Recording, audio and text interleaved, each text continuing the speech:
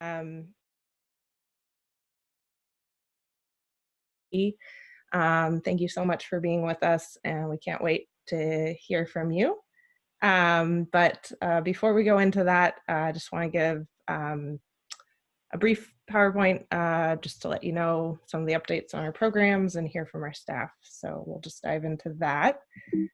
Um, Spacebar. there we go.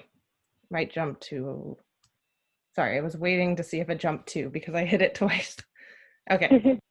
But before we even go into that, I definitely just want to take some time to acknowledge everything that's going on in the world, particularly the movement around racial justice and Black Lives Matter.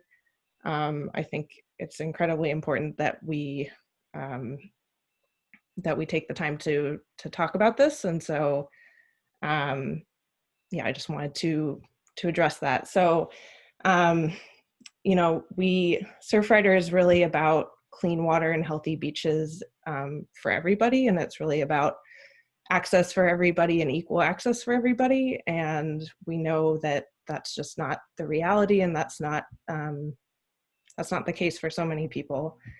And so we definitely are aware of that. Are um, we are very much looking to we're very much standing in solidarity with all of the organizations that are working on this issue, and looking to learn from them and just to really understand where we at Surfrider can support these movements and also work within our own organization to make changes both on our executive team level and also at our organizational level. So I'm sure that Bree and Charlie will chime in on this as well, but just wanted to take some time to talk about some of the things that that have been going on relating to this in the past week. So if you are on our newsletter list, which I hope you are, you probably got a much longer, or you probably got an email that included a lot more text beyond just the learn, act, and stay engaged. But that's kind of the philosophy that we're taking right now. And within each of those areas, there's definitely resources, anti-racism toolkit, different organizations that we can support, and just a number of different resources. And we certainly want to expand on that. And as a chapter, we're also sharing resources among our own exec team and learning from each other. So that's been really powerful over the last week. And there's so many good book lists out there, a list of what to watch, what to read, that can help us all become more informed and more engaged in this issue. So that's certainly something that our team and your exec team is working on. The other piece of it is that, as I mentioned, we know that there's a lot of internal work that we all each need to be doing. So that's a focus for us, but also to look at our organization and look at our programs and look more holistically at just kind of how we can incorporate this work. And a couple of the things that I've been seeing in the Surfrider community over the last week that really inspired me is some of the paddle outs that have been happening. So these have not necessarily been organized by Surfrider, they've been organized by groups like Black Girls Surf, and a number of other organizations, but it's been really powerful to see some of the videos and just some of the images coming out of the paddle outs. So certainly that's something that's been happening. And then in addition, Surfrider has been posting to share voices from our community and just really share their perspectives. And that's been something additionally that I've really appreciated. So I definitely encourage you to follow their social media feed. And we're also amplifying those voices on our feed. The quote that I have here is from Brianna, and she was part of our Portland chair, our Portland exec team. And her perspective on what she said, one of the pieces of what she said is, can you imagine finding new places to be and then discovering that racism lives there too? because of what happened to George Floyd, I don't know is no longer an option. And so that really stuck with me, and that's kind of the philosophy that I've been taking personally, is just to really try and educate myself as much as possible. And I know a lot of members of our exec team are doing that as well. So just wanted to talk about that. And certainly if certainly all our members, if you have feedback, if you have ideas, please do reach out to us and engage with us on this. We want to hear from you as well. And I'll just jump in and add. I'm Bree. I'm the Oregon field manager, and I live down in Yahat, so I haven't seen all of my Portland people in person in so long. But it's been really amazing connecting with all of our volunteers throughout the state, like Nancy said, and learning together and just processing our feelings and our thoughts and strategizing on ways that we can be better allies for the Black Lives Matter movement. So we're going through that, as Nancy mentioned, on personal levels and then also on an organizational level. And nationally, our organization and board of directors have been working on diversity, equity, and inclusion for a little over a year. And we have a diversity, equity, and inclusion committee and some paid consultants as well that's helping us as an organization. But regionally here in Oregon, Charlie, who you'll be hearing from later, and I are working on how, as an Oregon network, we can educate ourselves. And one of the things that came out of the Portland chapter, you see on your screen a cover of a book called So You Want to Talk About Race. And our Oregon chapter leadership is going to be reading this book together and coming together to discuss what we're learning and how we can apply that to our work for Surfrider. And we're also working on coming up with some actions and guidance. And we want to publish, once we come up with our plan, which we're doing right now, we're going to publish our actions and our timeline and report back to our Oregon network so you know what we're doing.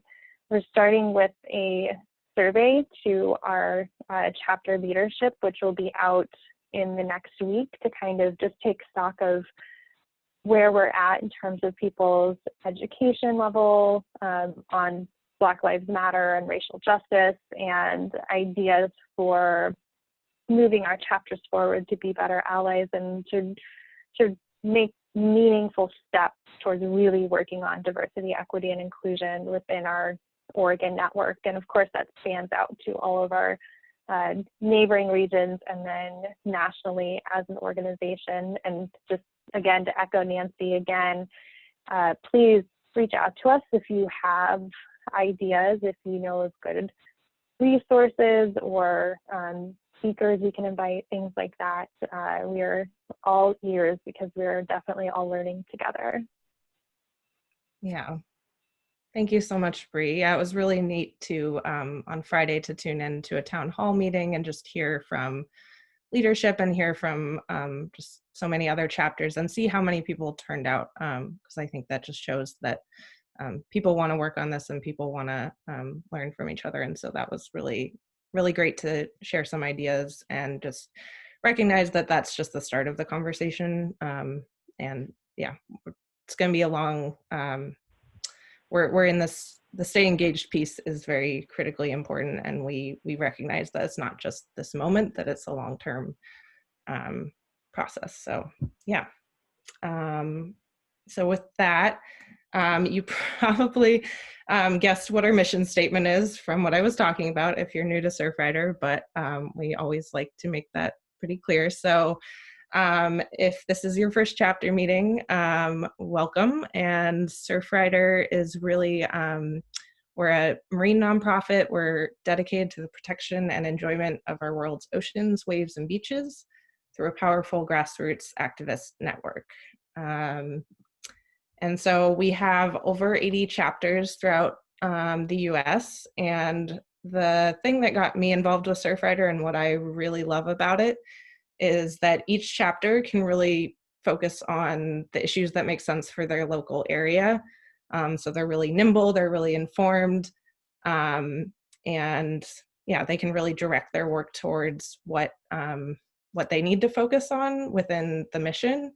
But then as broader things come up, or things come up on the federal level, we can all come together, we can all learn from each other, and we can all amplify our voices that way. So it's just a really neat model, I think, in that it truly is grassroots.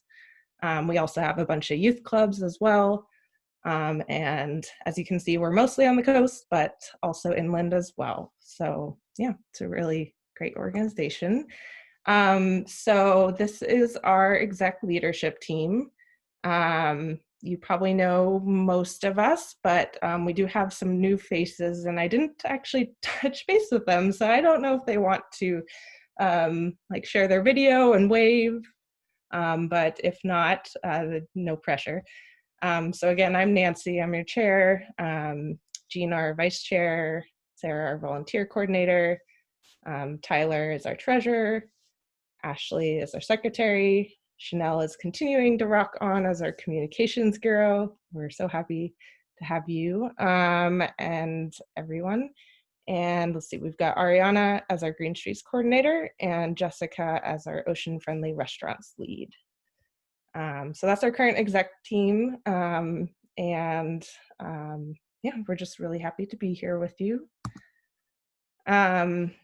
So we shared a similar slide in our last chapter meeting relating to this. So this is just Surfrider's guidelines, beach guidelines as it relates to COVID. And of course, Katie's going to talk about this as well in her presentation. But as beaches are starting to open up, we just really encourage everyone to continue to be cautious and continue to follow safety precautions, and be respectful of any closures, and especially of requests of our coastal communities, as we know that they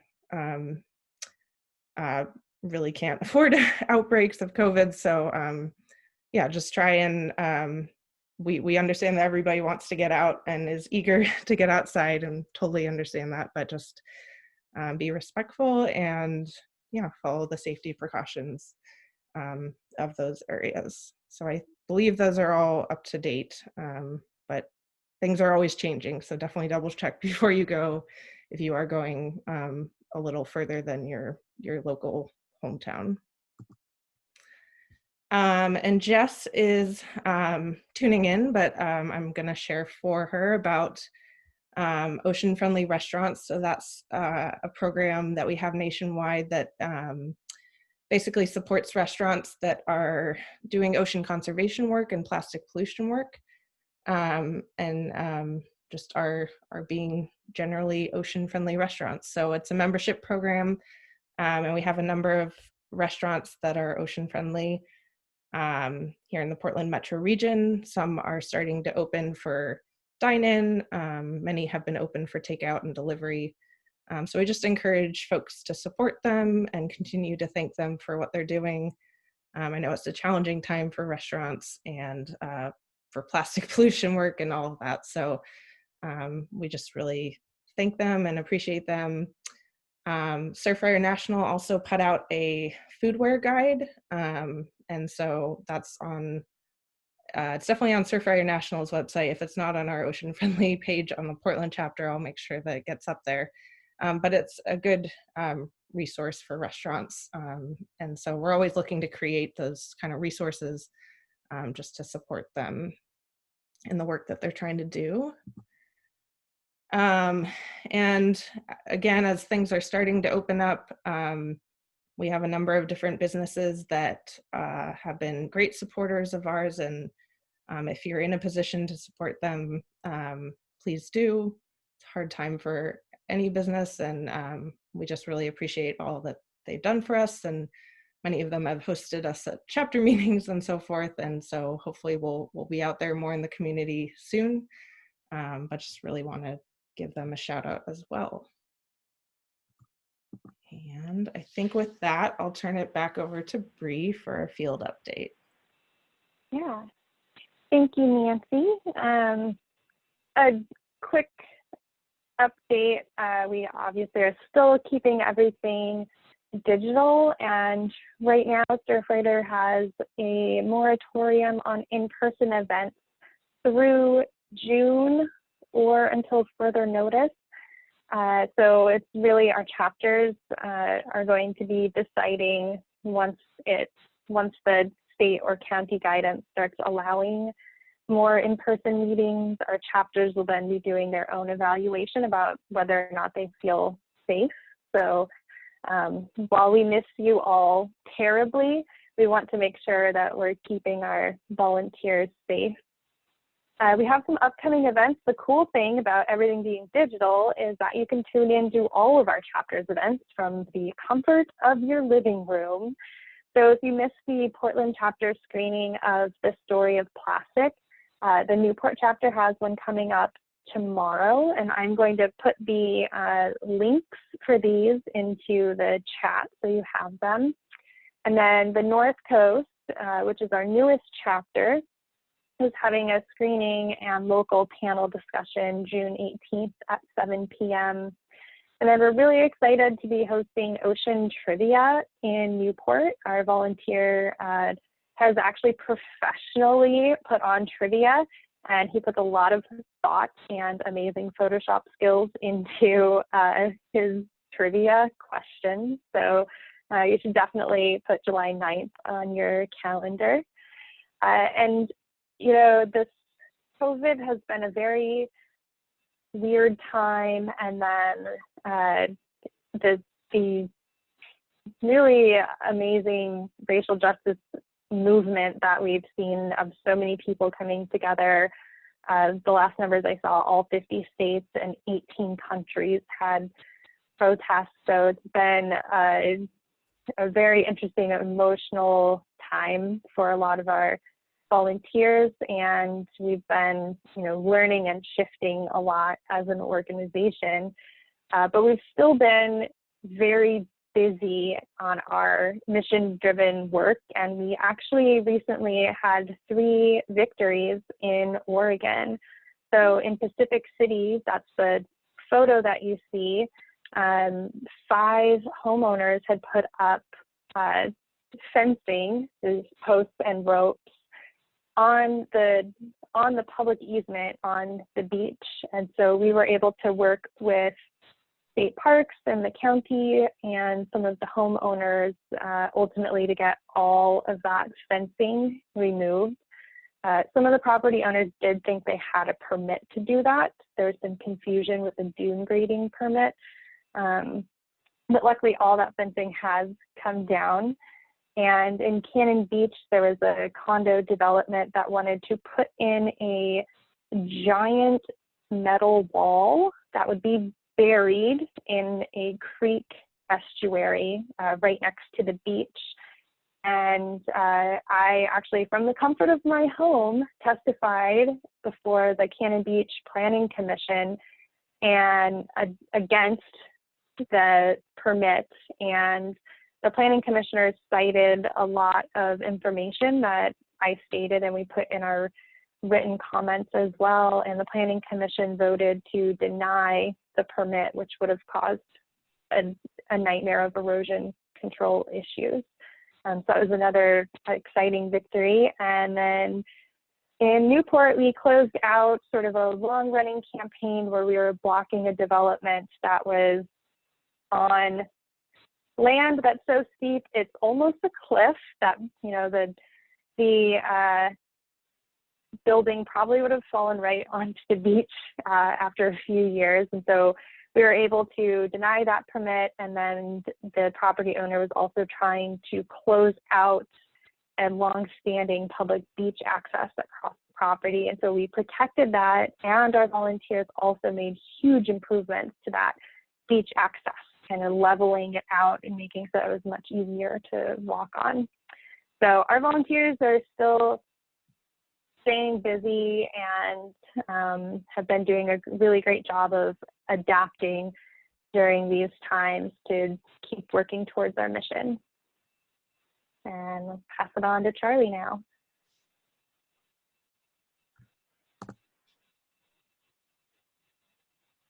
Charlie, you there? Yeah, I'm here. Sorry. Can you hear me now?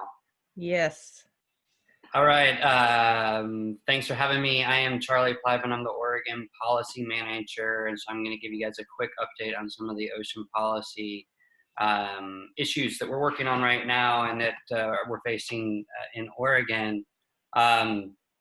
We are in the interim right now. We do not have a legislative session happening at the moment, but there's a lot in between sessions that happens, particularly with respect to the budget. In the current COVID climate that we're in, there's a lot of budget shortfalls, and so there's some things popping up like that. As well as this is sort of the time period where a lot of the environmental groups, well, any group who's interested in introducing legislation in 2021 is working on that. And so these first couple items, plastic pollution in our state agency budgets, these are things related to the 2021 legislative session that we're working on. And I just wanted to give you guys a heads up that we will be introducing another polystyrene ban bill during the 2021 legislative session. And we will be joining forces with Environment Oregon on that effort, and we're crafting that legislation now. What does that mean for you guys in the field? Well, for folks outside of Portland and other places, we're really going to be trying to push ordinances on the ground and run with those ordinances on the ground to help drive that consistency at the state level and give us a good, strong rationale for eliminating polystyrene at the state level. So we were one vote away last year from this actually moving, and I think we do have an opportunity in this moving in the 2021 session. A lot of that's going to depend on what our budget looks like and whether or not we're going to have some stalemate between partisan issues around the budget and whether or not they'll allow other legislation to move forward. So the other thing that we will be introducing during the 2021 legislative session is something called EPR legislation. EPR stands for Extended Producer Responsibility. And that's sort of a new way that we're addressing some plastic pollution issues. We know that the state agencies, as well as maybe some other groups, are going to be introducing a number of recycling bills during the 2021 legislative session. And while we know that recycling is part of the solution for some plastic pollution issues, we don't want that to be the Band-Aid that enables more plastic pollution. And so really extended producer responsibility is a way of ensuring that what we invest in for recycling comes from those who are producing, and how we invest in waste management comes from producers. So we're really going to be looking at putting together some comprehensive legislation around that. Again, that's something I'm working with Environment Oregon on, and we have an expert panel from both here in Oregon as well as far outside of Oregon working on this with us. Also in 2021 and moving through the emergency sort of legislative sessions, we're going to be working hard on state agency budgets. We're looking at something like 22 million shortfall with state parks, and that means lots of reductions in agency staff that is important to us. So beach rangers, park rangers, people that clean bathrooms and keep recreational facilities open.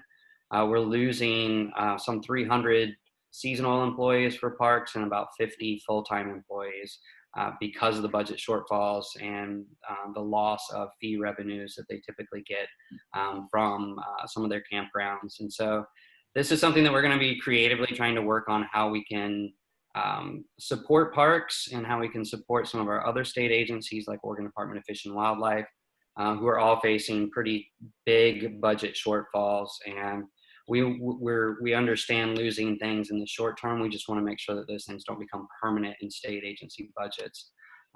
So that's really kind of what we're going to be looking at for the 2021 legislative session.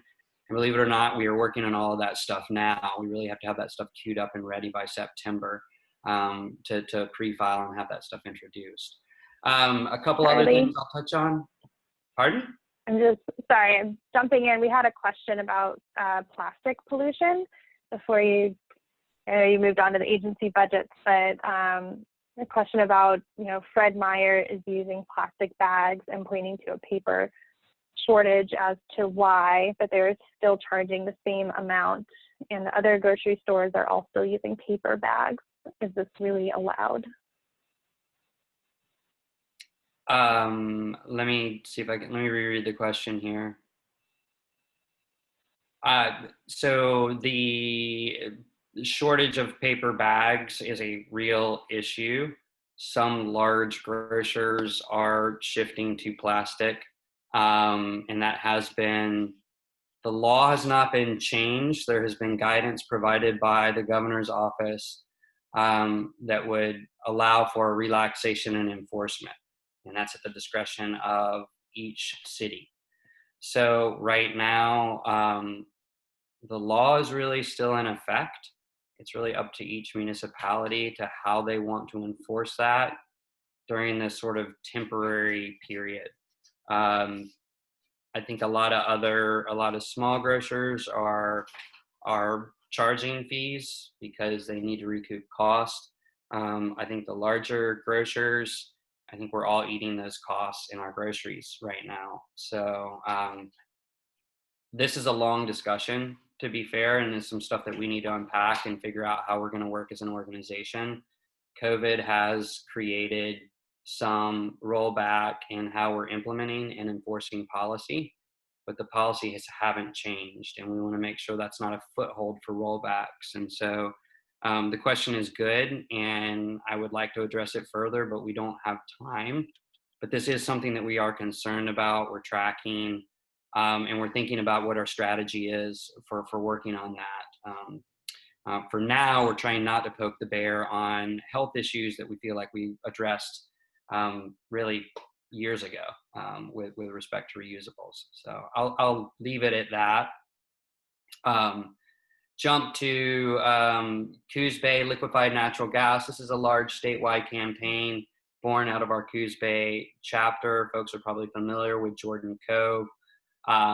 They were denied or withdrew 3 essential permits for that project over the course of 2019 at the state level. However, the Federal Energy Regulatory Commission in March granted them approval.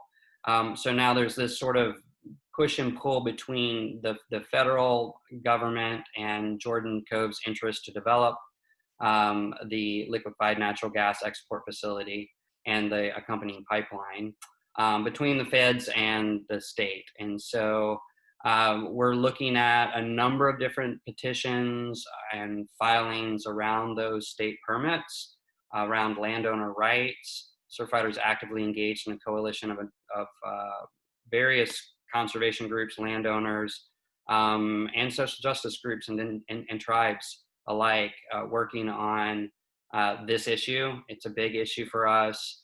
The short is the battle is long from over, and there are many hoops that Jordan Cove has to jump through before they can start breaking ground. In the immediate time period, we know that they are not granted the eminent domain yet until the landowners' appeals have been heard by FERC. So that's what I can give you an update on for now with Coos Bay liquefied natural gas and our campaign for Jordan Cove. A quick blitz on Ocean Policy Advisory Council updates. In case you don't know, I sit on the Oregon Ocean Policy Advisory Council representing you, ocean recreational users, and we advise the governor's office on a number of ocean policy issues. One of the things that we are currently working on, and I am chairing, is something called the Rocky Habitat Strategy.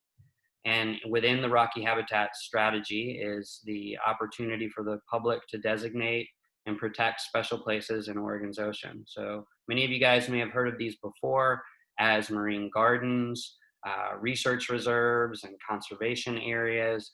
Essentially, these marine protected areas in Rocky Habitat, specifically in Rocky Habitat areas of our coastline, will be up for public proposals to designate a various suite of different types of protections for those areas. So we're going to be doing a number of webinars, and I'll be doing some podcasting as well. That public proposal period is open through December and is a pretty big process for conservation in the nearshore, and a lot of conservation groups will be working on that. So you'll hear more in the coming months on that. Wind energy is also something that's happening in our federal waters. There's a lot of planning by the Bureau of Ocean Energy Management underway right now on what federal leases would look like for renewable ocean energy offshore. And by offshore, I mean outside of 3 nautical miles. That's outside of the area that Oregon has jurisdiction. So expect in the next year or so to see a lot more news on the development of wind energy, particularly on the south coast from Coos Bay South, where the wind assets really exist. And then lastly, I just want to mention, because of what's happening in the world around us, the last Ocean Policy Advisory Council meeting was very spirited with a request from tribal nations, particularly the coastal tribal nations, for representation. And there was a very robust discussion by the Ocean Policy Advisory Council. Much of it I would consider racist. And a loss of a vote to include additional tribal seats. Right now, there is one tribal seat on the Ocean Policy Advisory Council, but there are many different tribes on the coast that could be represented. And so the discussion there was of interest of mine, and particularly with what's going on in the world around us and the intersection of our mission, including diverse voices at the Ocean Policy Advisory Council, is really important. And I just want to kind of highlight that for folks, that this is, an advisory body for the governor's office, and something that as an organization and as people that care about our ocean and how our governor advises on that, we have the ability to advocate for inclusion here. And so if folks are interested, check out OregonOcean.info. Click on Ocean Policy Advisory Council. You'll see various open seats that are currently not represented. The Coastal Conservation seat is also not represented right now. And so it's a good time for the governor's office to be hearing from you. I'll provide some actions in our chat and after the meeting here to help guide you if you're interested in getting more involved in that. So with that, I'm gonna move on and pass the baton to Nancy. Thanks so much for giving me the opportunity to chat. Yeah, thank you, Charlie. So with that, slide is not advancing for some reason. There we go. So with that, I think that's all that our exec team and our staff have for you, but we are so thrilled to have Katie Day here with us, staff scientist with Surfrider Foundation, to chat with us and share a little bit about how to, about beach access and COVID and safe recreation on the beach as things are starting to open up. So Katie, we're super happy to have you. If people have questions, I can monitor the chat, and basically if it's a quick question, I can maybe direct it straight to Katie, but we'll probably just save the rest of the broader questions for the end. So if that sounds good to everybody, let's see, I will stop sharing my screen. So Katie, you can share your screen. Great. Thanks so much, Nancy. Hi, everyone. Great to meet you. As Nancy said, I'm a staff scientist at Surfrider Foundation's headquarters, and I'm honored to be here. I'm going to kind of dive into the science of COVID and as how it relates to beach access. I don't really include slides on the policy recommendations. I think Charlie or Bree were going to jump in on that, but I can speak to it if that's the case as well. And that would be great if Nancy or Brianna can, I won't be able to monitor the chat box while I present. So if there's a burning question, I'm happy to jump in and respond immediately. Else I'll just wait till the end and go down the line. But yeah, thank you. So we're going to do a little summary of identified risks and research gaps when it comes to beach water quality and outdoor transmission of COVID-19. Can you guys confirm that you see my, Nancy, can you see my, perfect, okay, you see my presentation, great. Yes. Okay, so first to give you a little summary of what I'm gonna talk about. So basically I'm gonna do a very high level summary background about the virus, and then explain the goal of our research tracking effort, and then dive into each of the main transmission routes, providing some of the available scientific literature on the topic, notable research gaps, and then what are the generally accepted best practices based on the available information at the time. I want to give a very big and clear disclaimer that I am an environmental scientist. I am not an epidemiologist, infectious disease expert, virologist, healthcare worker, none of those things. I have just been tracking the scientific literature closely. I have been talking with quite a few epidemiologists and infectious disease experts just to help validate the information that I'm collecting and how I'm presenting it, but I am not one. And also want to clarify that this is not medical advice. So please, consult your doctor if you have specific questions about what you can do to stay safe during this pandemic. So to dive in on the background, the novel coronavirus, or SARS-CoV-2, is the virus responsible for the COVID-19 disease, which is the global pandemic that we've all been experiencing since about February, I think, is when it became official. SARS-CoV-2 stands for Severe Acute Respiratory Syndrome Coronavirus 2. As you may remember, there was already a SARS back in the day. It was a different strain of the coronavirus. But there are 7 known coronaviruses, and the more severe ones are the current one we're experiencing, SARS, and MERS, the Middle Eastern Respiratory Syndrome. But there's also, some of those are actually pretty mild, 2 of which are very common in like your mellow cold, which is interesting how much it differs depending on the specific type of coronavirus being experienced. And what they all have in common is that they are enveloped viruses. It has a lipid envelope. Through a microscope, they actually have like a little bit of a crown, which is what corona means. And they are able to be transferred between humans and animals, or between different species, since technically humans are in the animal kingdom. It takes 2 to 14 days for symptoms to appear, if at all. There's been quite a few asymptomatic cases experienced, which really adds complexity when it comes to trying to control this virus and prevent transmission spread. And in the US, there's been over 1.8 million confirmed cases. Those are tested and confirmed, and over 107,000 deaths. That also counts comorbidities, of course, and counting. And that was as of June 4th. So I encourage you to go to the CDC website to get updated counts. You can literally look at like from today. You can also go to the World Health Organization. Both of those websites and organizations provide a ton of great information about current status updates, guidelines, additional information, best practices you can do to stay safe. The image here on the right is a snapshot from the CDC on June 4th, which is the last I checked. And it shows the amount of reported cases by state, with the white to lighter colors being the least amount to the increasingly darker blue being the most. So you can kind of see Oregon is faring quite well. Of course, it doesn't take into consideration population levels. It's not percent population, it's just actual counts. And a lot of this cases have not been confirmed because not everyone's getting tested.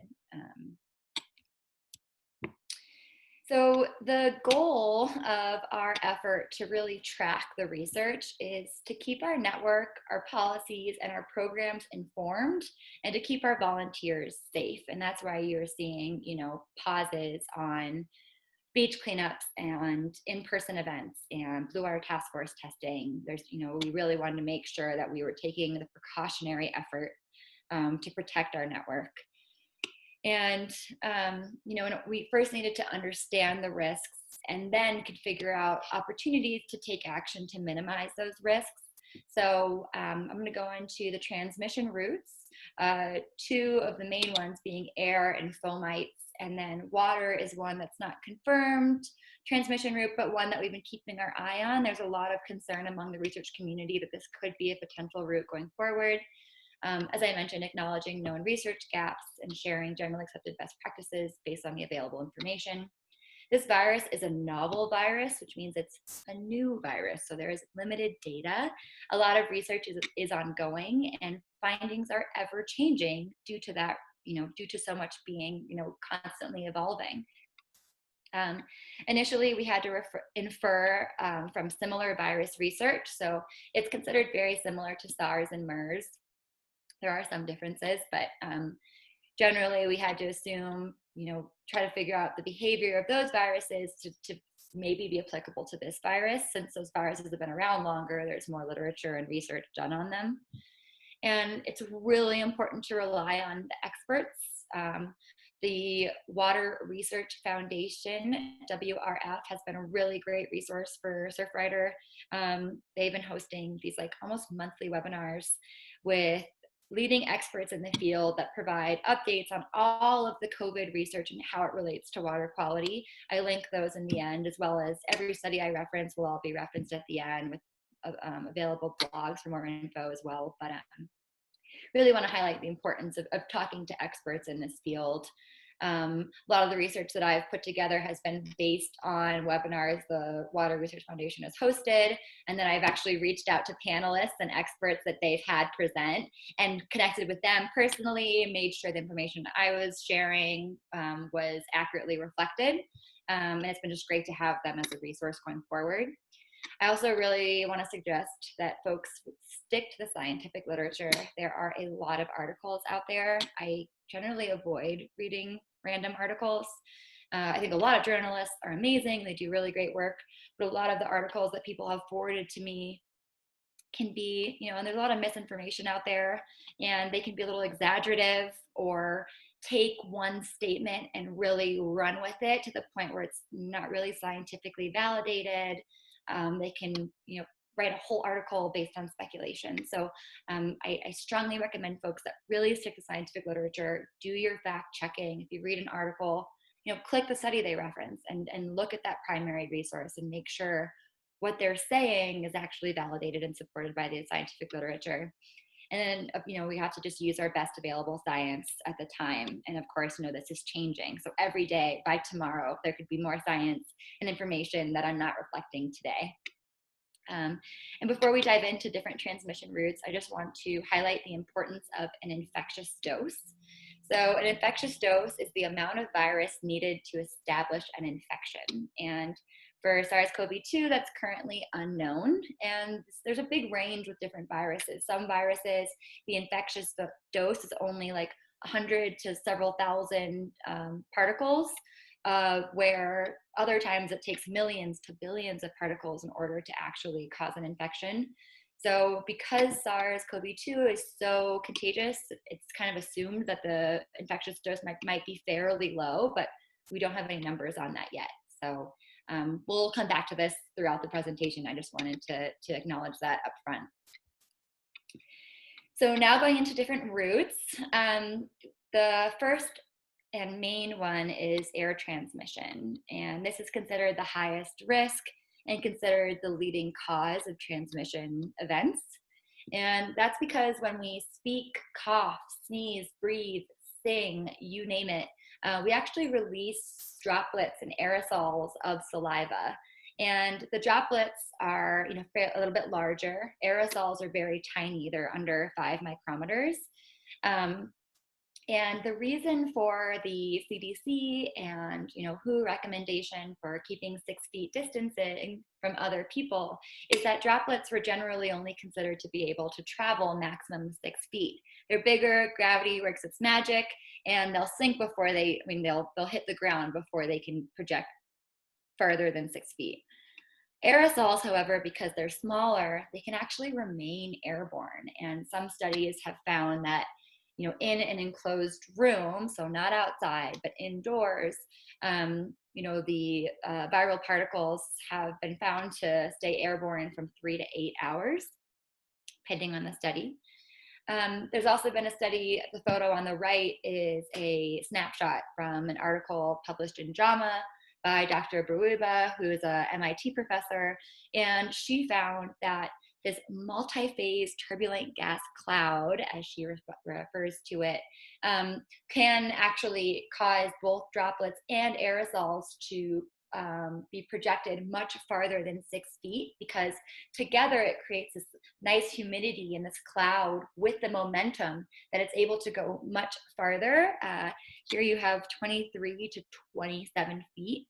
So her statement, her her like concluding recommendation and concern at the end of the article is that healthcare workers in indoor environments may not be protected if they're only wearing a mask or PPE, only when they're within 6 feet of an infected individual, because their potentially infectious dose of the virus could be spread further based on these turbulent gas clouds from like a sneeze.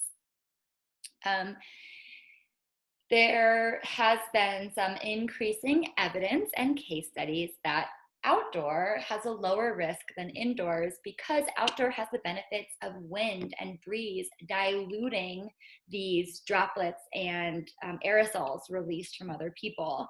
There was a case study in China by Chin et al. Where they, 318 outbreaks where they were actually able to pinpoint the exact transmission moment that the virus was passed on to the next person. I think there was over 700 cases involved, but of the outbreaks, they looked at 318 and only one outbreak was confirmed to be caused from an outdoor exchange. The rest all took place inside.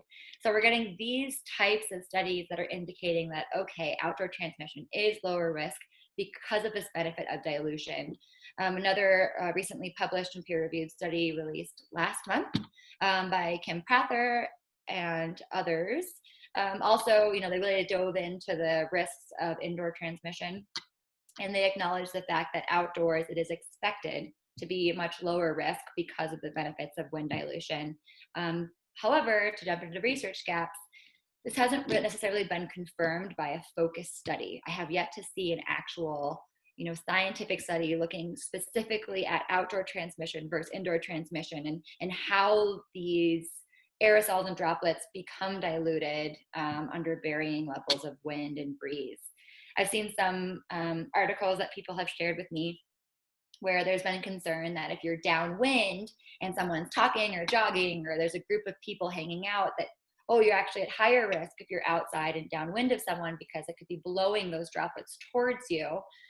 But at the same time, they're blowing towards you, they're also being diluted and spread all over. So it's only an issue if there's an infectious dose of the virus that reaches you that you inhale.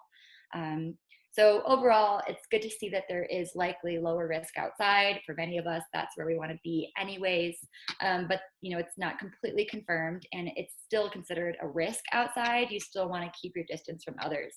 So best practices with this available information is to wear a mask when you're inside, or within 6 feet of others, even when you're outside, because this is still, obviously, as we saw in China at that case study, it's still possible to cause a transmission. It's just less likely. And then in general, always try to keep at least 6 feet from others, if not more, especially when you're inside and someone's not wearing a mask and they're sneezing or coughing.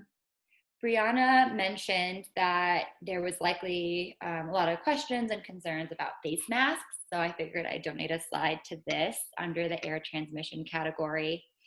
And this one's really interesting, actually, because initially, and still, it's very much considered that cloth masks and surgical masks, so those are the mask on top and the blue one on the right in the images there, are really only protective of other people, not the mask wearer. They're intended to block aerosols and droplets from being released. So what that means is if you're wearing a mask and others aren't, you're not protected, but they're more protected from you. So it's really that one-way focus has been like the general research on this and statements from agencies. The first section here, FDA face mask information, these are direct quotes taken from the FDA website. It kind of summarizes quickly, face masks, non-surgical, meaning cloth masks, may not provide protection from fluids, may not filter particles needed to protect against pathogens such as viruses, aka it does not protect you. Surgical masks are fluid resistant, disposable, loose fitting.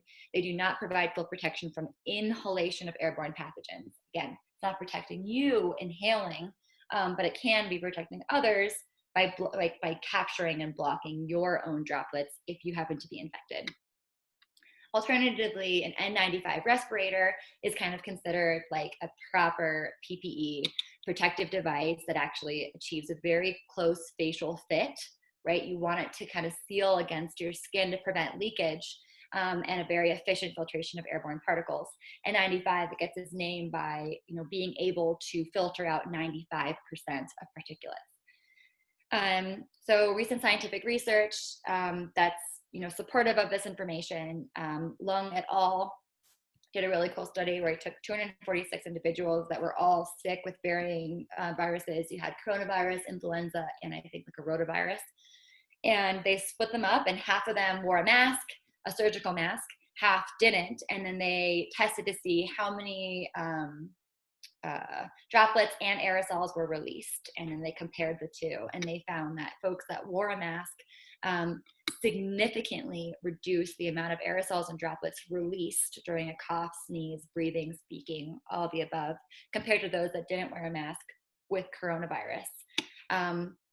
Ferrioli et al. Is one of the authors of this European, I can't remember the name of it, but it's kind of for healthcare workers. And they, again, also go into the discussion about surgical masks and how they really do capture the mask wearer's droplets, not the other way around. What is interesting and new, I literally, just came across this week, is there have been some recent studies that are showing that some masks actually, beyond N95 respirators, are actually effective at protecting the mask wearer as well. Ma et al. Is a study in China where they looked at avian influenza virus. So not coronavirus, so it can be different pending size and just general characteristics of the virus. But they found that the N95 blocked, so this is, inhaling, protecting the mask wearer, blocked over 99% of droplets and aerosols. Medical masks, the surgical masks, blocked 97%, which is interesting because it's the first I've kind of seen of this. But again, this is for a different virus. And cloth masks, homemade cloth masks that were composed of 4 layers of kitchen paper and 1 layer of cloth, were actually highly effective at blocking the virus from the individual wearing the mask. And for the most part, all the research, all the statements from experts have been cloth masks are meh, better than nothing, not really that effective, not really protective, but as long as everyone's wearing them, it should help reduce the amount of aerosols and droplets. This was kind of the first to kind of show, okay, homemade cloth masks could actually be effective at blocking inhalation of viruses for a different virus, for AIV.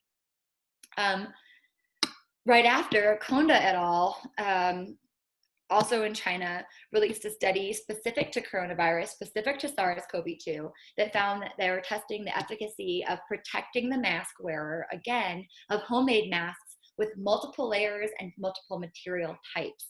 And they found that pending on certain material combinations and layering, that homemade masks can be over 80% effective at blocking viruses, aerosols, and droplets being inhaled. So again, protecting the mask wearer.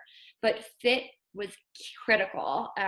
If there was poor fitting mask, then it was a 50% reduction, I think over 50% reduction in the efficacy of it being able to block these particulates from being inhaled. So super interesting and really great to see this potential. The combinations they found were most effective was a cotton silk combination, a cotton chiffon, and a cotton flannel. And that high thread count fabrics were more effective at blocking viruses and a quilt type style than lower thread counts, which kind of makes sense. So I encourage you to check out that study. I have it linked in one of the blogs I'll reference at the end if you want to learn more, and if you are making your own mask, or you're making masks and donating them. It's kind of good to see what the literature is out there to make the most effective mask as possible based on supplies you have readily available. But even with this new information, because so many masks are really just 1 or 2 layers and kind of made with whatever's around the house, and because fit continues to be a serious problem, it's still important to keep your distance from others, even if you're both wearing a mask. It's not a foolproof thing. It doesn't mean you're perfectly safe.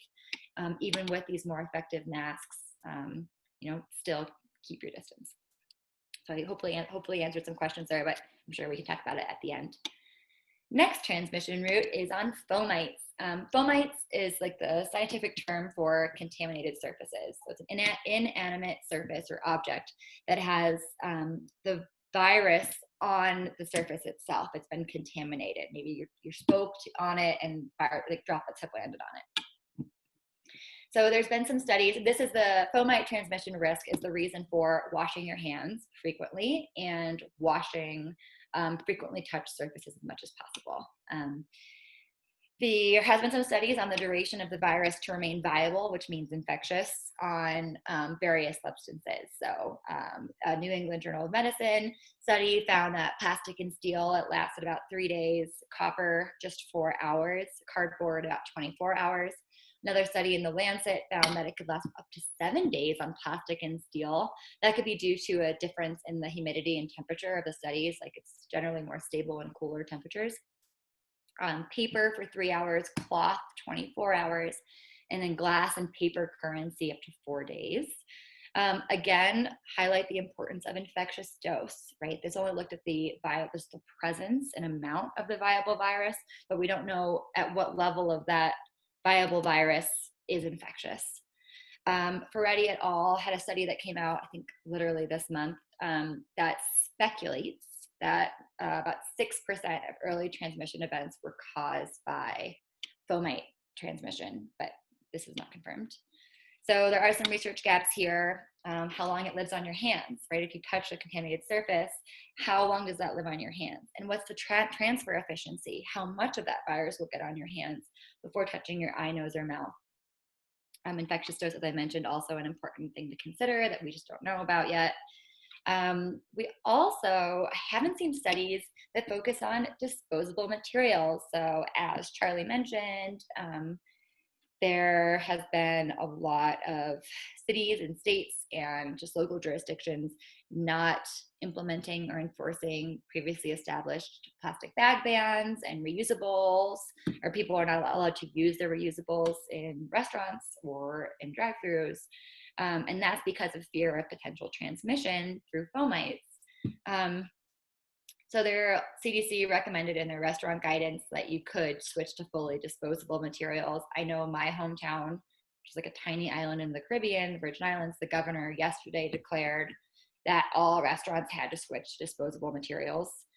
This includes like cups, plates, cutlery, which is horrible because the landfill is already overburdened and like on fire every day down there.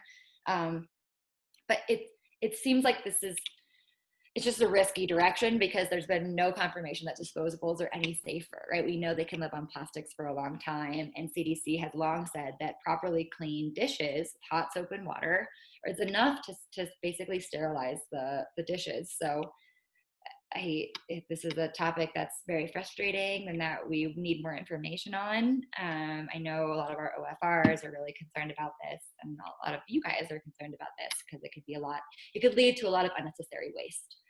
I'm happy to say that Surfrider National is commissioning a study on this very topic with a professor at NYU that should, it likely won't be completed until November, which is a ways away. But we are looking into this and trying to generate research ourselves on this very topic since it just isn't out there. And then we also don't know the amount of cases transmitted this route. That Ferretti study was the first study I've even seen that actually gives a percentage or a count of potential transmission events through fomites. So based on this information, best practices: wash your hands before touching your face, food, etc., following CDC recommendations on best ways to wash your hands, 20 full seconds. Wash and sanitize frequently touched surfaces. You can use an EPA registered disinfectant. It's on the CDC website that I share at the end. You can also, make your own sanitizers based on just using bleach or alcohol, minimum 70% alcohol based. avoid touching public surfaces and facilities, especially if you don't have hand sanitizer on you. It's a good practice to pack it in, pack it out. And then of course, I just try to have hand sanitizer on me at all times, minimum 60%, in order to kill the virus. The last transmission route we talk about is water transmission. And this is one that, again, we really haven't gotten confirmation of. It's just something that people are worried about being a potential route. And I'm focusing mainly on natural water environments, so both freshwater and marine waterways. I'm not talking about drinking water. And as many of you know, when it comes to water quality at the beach or in a river, and viruses, the main point of entry is due to raw or undertreated sewage getting into the waterway, and with it a whole host of pathogens and bacteria and viruses that can cause very extreme and severe health consequences, even regardless of COVID. This is a very serious problem. It's one of the core reasons we have our Clean Water Initiative at Surfrider, why we have our Blue Water Task Force labs across the US. When we focus solely on COVID, initially, the Water Research Foundation had some experts kind of dive into this, and this was before we had any information on the current virus. They looked at similar coronaviruses, and they found that they were viable for several days in natural freshwater environments like lakes, streams, and rivers. It is suspected to be low risk, though, due to dilution and UV exposure. At the end of one of their presentations, there was a Q&A where someone asked, okay, if it was high, if there was a high concentration of sewage, lots of the virus in it getting into that waterway, could it pose a risk to people recreating? And they were like, yeah, it definitely, if that was the case, that could be a risk. Also, SARS, another similar coronavirus, was found to be infectious in sewage and was actually able to be re-aerosolized from sewage from a couple different case studies. One was in Hong Kong. There was a apartment complex, and the person in the downstairs unit was, ill with SARS, and they used the restroom. And when they flushed their toilet, the polluted water actually became aerosolized, and there was some issue with the plumbing. And they think that was the cause of the upstairs neighbor, who hadn't left their room, hadn't been exposed to anyone else, got sick with SARS. And there's a couple instances that are similar to this. So there is concern that SARS-CoV-2 could be similar to SARS in its ability to both be infectious in sewage and re-aerosolize. Studies to date specific to this virus have been conflicting. Wolfel et al. It's a study that took place in Germany, I think at about 13 patients, not yet peer reviewed, but the initial results found that they were unable to pull a viable virus, so an infectious virus, out of the stool of any of the infected individuals. The virus is present. They've been finding the RNA of the virus, but in order for it to be infectious or viable, it needs both an intact RNA as well as an intact outer envelope. And they're not seeing that intact outer envelope. Not a single viral particle they could pull had an intact viral particle or intact viral envelope. Alternatively, a study from Shao et al. Out of China was talking about some other concerns regarding potential transmission routes, and they mentioned briefly that they were able to pull the viable virus out of a sample of a stool sample of an infected individual, but literally in parentheses it says unpublished data. So it's not something we can really rely on until we see the actual published data and the methods involved. You can't really just go on hearsay. The most definitive one I've seen that could imply the potential for its viability in sewage and then therefore the potential for fecal oral transmission is from Wang et al., also in China, where it's a clinical study where they looked at 205 patients positive with SARS-CoV-2, and they were able to pull fecal samples, live virus, out of fecal samples of 2 individuals of the 205 patients. So this is really concerning. The experts in epidemiology and infectious disease that I've reached out to about the findings of this report acknowledge that, yes, this could be a big deal, but this is a very small sample size, and it was a clinical study, which may imply with only 2 out of 205 that all had similar symptoms and, were all positive for the virus, only 2 had the infectious disease, it's possible that maybe there was some cross-contamination and that we need follow-up studies to confirm these findings. As I mentioned, the RNA has been present in stool, and one study even found that people are able to shed the RNA of the virus in their stool for up to 5 weeks post-recovery. So if the virus is in fact infectious in sewage and stool samples, that could be a lot of the virus really getting to the wastewater treatment plant and then later being released. The good news is twofold. One is because the virus is enveloped, it's actually highly susceptible to classic colonization efforts. So what any secondary wastewater treatment plant or higher uses is considered more than enough to kill the virus, and then the effluent would not be a risk, supposedly.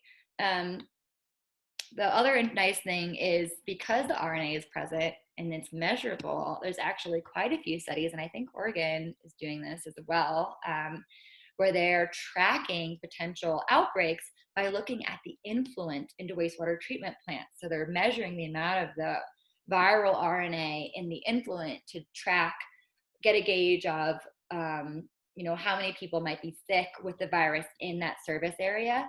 And then you can look at it over time, and then you can see if there's going to be a potential surge in folks that are sick in the area, if it's peaked, if the numbers are going down. And this is really important, seeing as testing is still limited. Testing supplies are limited.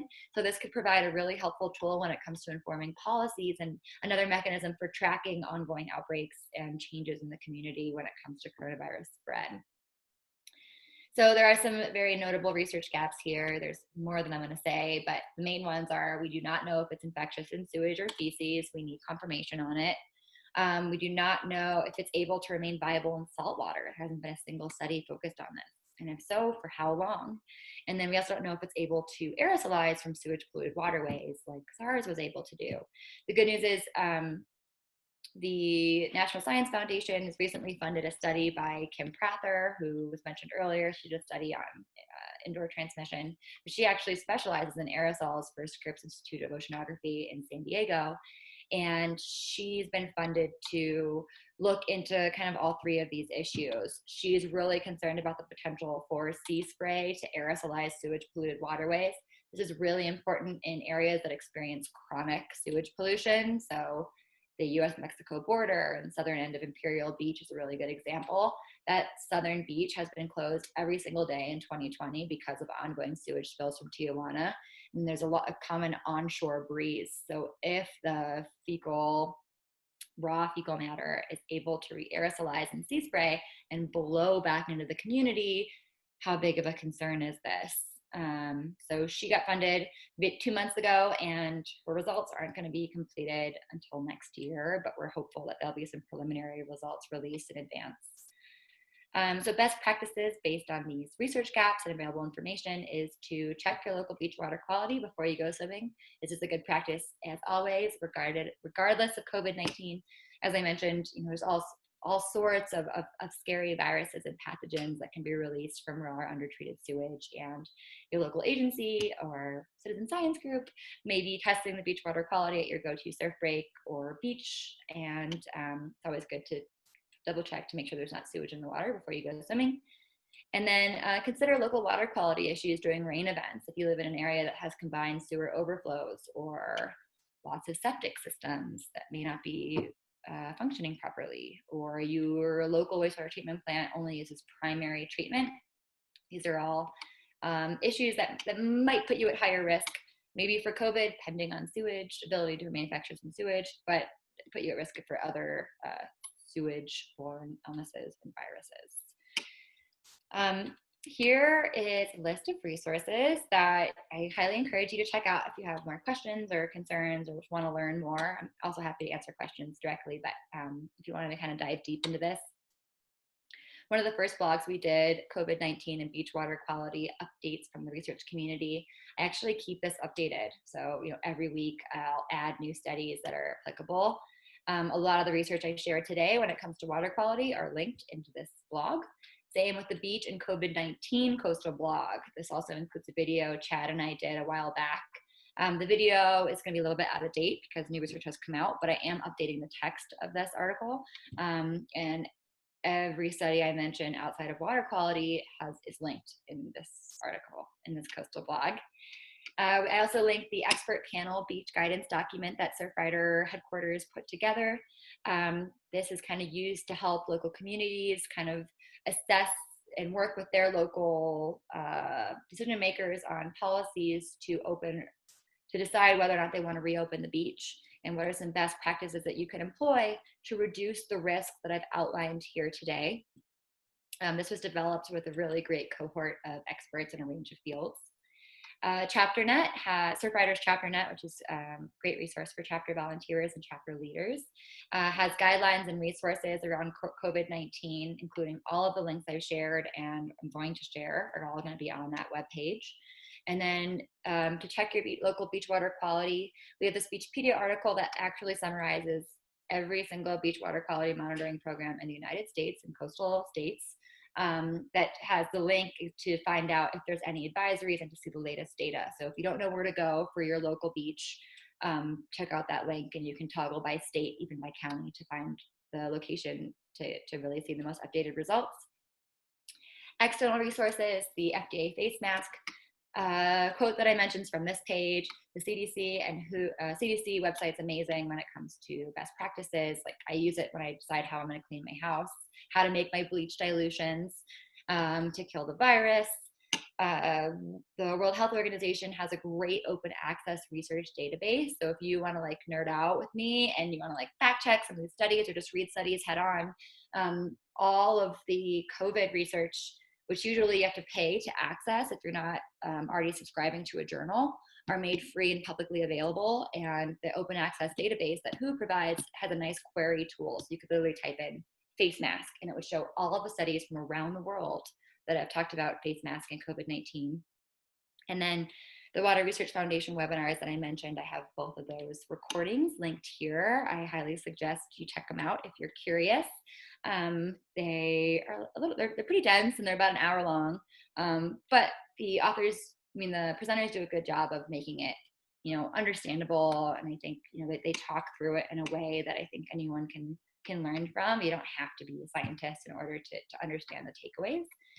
And then lastly, Angela Howe, our legal director, who also helps run our plastic policy work, suggested that I share the policies team's coastal blogs on our national website about foamites. So, single-use bags and COVID-19, some of the plastic industry tactics that are being used, almost like scare tactics potentially, mechanisms to how to reopen restaurants safely, and then the solo beach cleanup guidelines, which are also going to be on ChapterNet. And I have no clue if I went way over how long I was supposed to present, and I'm really sorry if I did, but that's it. If you have additional studies that I did not include that you're like, whoa, she omitted something super important, I want to know. I want to see that study. My goal is to be as comprehensive as possible, as unbiased as possible. Email me, send me what you got. I'd love to see it and incorporate it. Thank you so much, Katie. And you absolutely did not go over time. We have till 8:30. So yeah, so we definitely have time for questions. So if people want to put those into the Q&A or the chat. Looks like the main question that got asked was around resources, and you very clearly covered that at the end there. So got that answered. But I'm not seeing any additional ones, but I had one, so I guess I'll go ahead and ask that if that's all right. I was curious, I recently was listening in on a webinar related to sustainability and COVID, and somebody was talking not just about sort of general water resources and the issue of flushable wipes, which is a totally separate issue, but also the issue of the increasing disinfectants and that going into water treatment facilities that are now getting overloaded with that issue also. And I was just curious, I know that's a little maybe out of scope, but if you had any anything to share on related to that? Sure. So first and foremost, I'll grab onto the not so flushable wipes and encourage everyone to, if you do want to use flushable wipes, please discard them in the trash can, not in your toilet. A lot of them are mismarked, and can lead to a whole host of problems for your local wastewater treatment plant and the managers of the wastewater treatment plumbing systems. They can cause all sorts of blockages, which puts a lot of people at risk and could lead to more spills.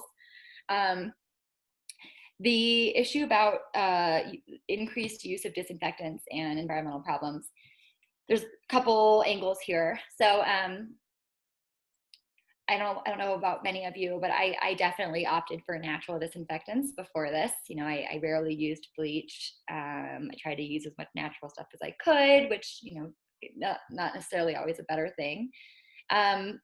Now that we know that a lot of natural disinfectants are not effective against SARS-CoV-2, and it's more, alcohol-based bleach and a couple other general chemicals, I think it's important to really protect your health. But what's important is to not overuse the amounts. So the research I've seen about this concern is generally from people using way more than they need, right? So like a proper bleach dilution based on CDC guidelines for COVID sanitation is, if I'm remembering this correctly, I think it's 4 teaspoons per quart of water. I encourage you to double check that. Don't look at the CDC website before you make your own dilution, but you only need a little bit of bleach. It goes a long way. So if people are just dumping bleach and wiping down things and dumping them down the drains, that's going to cause way more harm than necessary. So I think we really need to be mindful of the amount that we're using. Honestly, just use the amount that it says is required on the bottle or on that EPA registered disinfectants website. It actually tells you how long and how much to use, how long to wait once you apply it, and how much to use.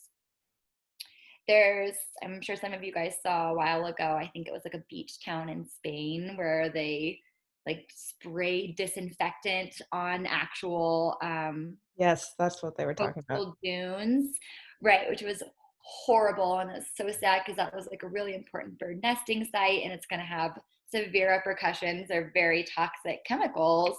So spraying things outdoors, highly suggested against. There's really no need for that, right? Do not do that. Use it inside as needed on highly touched surfaces. Use only the amount that's necessary, and wash your hands.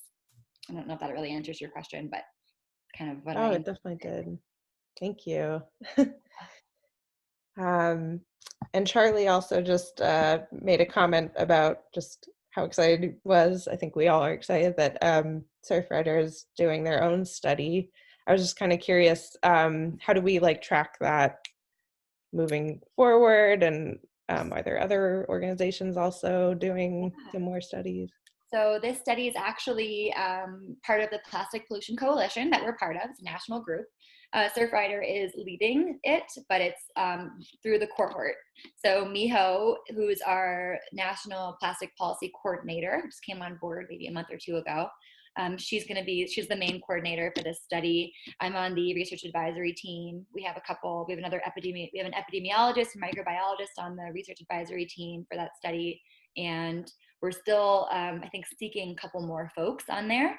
And we're still in the process of defining that study's scope. So it hasn't happened yet. I probably should be talking about it until we actually get everything finalized. But we will definitely post something, if not on ChapterNet. We'll give an update to staff, and I'm sure it'll trickle down from Brianna and Charlie as more information becomes available, and where to find it. And I was just going to add, there have been so many wonderful resources. Katie, thank you so much for all of those resources. And I've dropped a few into the chat as well. But we'll put up a blog post on the Portland chapter website, which is portland.surfrider.org. And we'll include all of these resources and some of the resources that we've been putting into the chat. Charlie also put together a great blog about reusables being safe during the pandemic. And so we'll include all of those resources and the really amazing information from your presentation. This was really great. Thank you. Yeah, you're welcome. Does anyone have any other questions? Or Bree, were you or Charlie planning on kind of going into like the beach guidance policy stuff? We hadn't planned on it. I think Nancy gave a nice overview on the slide in terms of what's happening in Oregon, since we have county by county phased reopening. It's best to just kind of check before you go anywhere to see if the beach is actually open. A lot of the beach accesses are opening, but that's also subject to change. State Parks has a really great website where there's a map and you can just look at where you're going and see if it's closed, open, or if it has sort of reduced services, and we'll include that link for everyone. And I've been talking to a lot of our communities up and down the coast, especially as the paddle outs are happening that Nancy mentioned. And there are a lot of people going to the beach. Charlie mentioned agency budget cuts. The beaches are in some of the more popular places like Pacific City, for example, are kind of getting trashed, unfortunately, and we really need to help support those local communities and state parks and the beach by packing out what we're taking with us, because waste disposal is extremely expensive, and we don't want state parks to have to use their already extremely limited budget now to get rid of waste. And then, also for volunteers and community members to be out there cleaning up after people visiting their beach. So there's still a lot of concerns around that are only amplified by the potential transmission concerns of COVID, especially when it's trash that people are leaving on the beach that they're using and not marine debris. Charlie, did you want to add? No, I think you kind of covered the issues well here in Oregon. I encourage folks to check the state parks website before you go anywhere. Pack it in, pack it out, be responsible for your own self. If you live in an area where you're advised not to travel, please don't. To be fair, we're like number one in the country right now as far as Lincoln County goes, with elevated cases, and we've had some cluster outbreaks and of recently, and so 10 days ago we had 10 cases or 9 cases in Lincoln County, and we have over 156 now. So it's kind of an unprecedented outbreak that happens really fast, and that happens when we relax. So I encourage folks just to, if you're under the advisory to not travel, try and find your outdoor spaces near home. Stay near, don't go far. A lot of these coastal communities are rural. And then the state agency budget stuff, that's very real. The bathroom facilities are not open. That doesn't mean that we still don't have out-of-state travelers coming through, people who plan vacations and are coming from other states and other places. And while there's a lot of inequity in who is accessing the beach and how that's happening, right now, for our best health, we're really pointing to your local guidance and state guidance with respect to staying at home, and then pitching in where you can. What am I doing? I'm working closely right now with the travel industry, trying to shift some of their investments for marketing to COVID-related public lands expenses. So I'm kind of working with some of the various community groups to do some adoption of special places, particularly areas that this summer we're going to see the world move on, right? Seals and seabirds are going to be coming ashore and having babies, and there's not going to be state parks folks there to protect those nests. And we just saw last weekend a number of snowy plover nests were trampled. There was down at the wildlife refuge near Coquille Point, there was a baby seal that was mauled by a dog.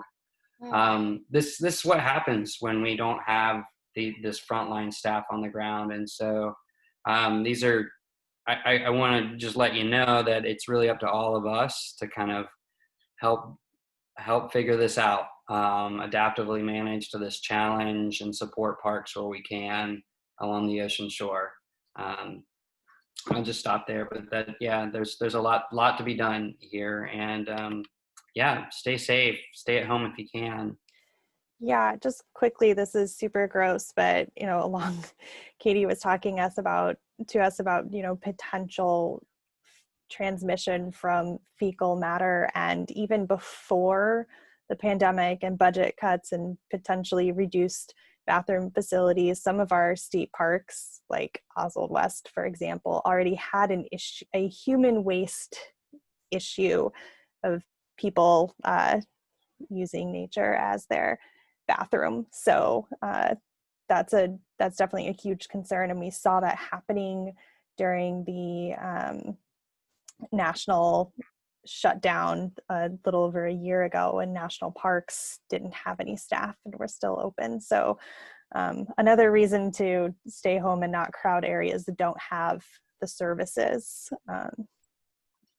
Yeah, and this is sort of an aside, but just to go off of that, somebody mentioned in the chat about Salmonberry Saloon being an ocean-friendly restaurant, and so we were kind of focusing on the idea that people were probably staying closer to Portland and staying closer to home, but definitely our full list of ocean-friendly restaurants can be found on Surfrider National's page. So there's OFRs all along Oregon. So yeah, just wanted to address that. Yeah. Well, thank you again, Katie. This was really great. And for those of you listening in, again, we'll get a blog post up on portland.surfrider.org tomorrow, so we can share all of the wonderful resources that Katie presented us with this evening. And I just want to make one plug for Katie Day before we go. Katie is our staff scientist at headquarters and does a lot more than just this. And so I just want to give a shout out, as she curates Beachopedia, coastal factoids, deep dives into a lot of issues, and is an amazing resource. So I want to give a shout out to her for taking the time to do this with our Portland chapter. And also a plug for Beachopedia. Check it out. If you're researching or looking for anything coastally related, start there, just like you would Wikipedia. Beachopedia, it's an awesome resource. You can contribute to it, and Katie cultures that pretty much single-handedly. Although we'd like to say we all contribute to it, she pretty much handles it. But you could too. So Beachopedia, Katie Day, thank you very much for being here with us. Thank you so much. Thank you. Yeah, and please, folks, feel free to email me if you have additional questions or any other follow-up concerns or ideas or whatever. Awesome. Have a great night, everyone. Guys. Thank you. Bye.